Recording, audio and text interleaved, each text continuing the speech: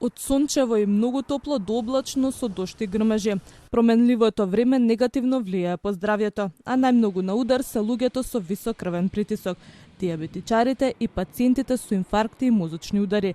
Следење на нивната состојба и редовно земање на терапијата, препорачуваат лекарите за да не дојде до несакани последици. По летниот временски период, поради високите топлини, може да дојде до намалување на самиот крвен притисок и тука треба пациентите да се самоедуцираат од страна на своите матични лекари за преполовување или намалување на хипертензивната терапија како не би имале одредени колапси, тоест драстично намалување на крвниот притисок со изразити вртоглавици, што денеска во денот го гледам.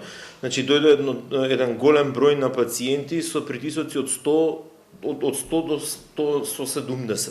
Значи, тоа е веќе низок крвен притисок, тука треба малку да се направи редукција на самата терапија. Клима уредите спас за голем број граѓани, но доколку не се чистат редовно, може да доведат и до воспаление на белите дробови, тешки главоболки или вкочанети мускули, алармираат лекарите.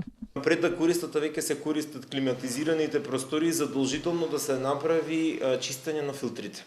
Бидејќи внатре во самите филтри постојат така наречени бактерии, микоплазма и легионела, кои што живеат внатре во самите филтри и тие предизвикуваат пнеумонии во летен временски период. Така да сега во овој период ние ќе почнеме да се соочуваме со пнеумонии од респираторно потекло од климатизирани простории.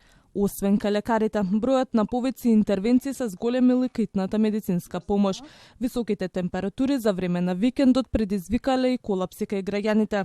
Затоа медицинарите апелираат до граѓаните да не излегуваат во периодот кога е најтопло, да пијат многу вода, да ги проветруваат просториите и да не јадат лесно расиплива храна.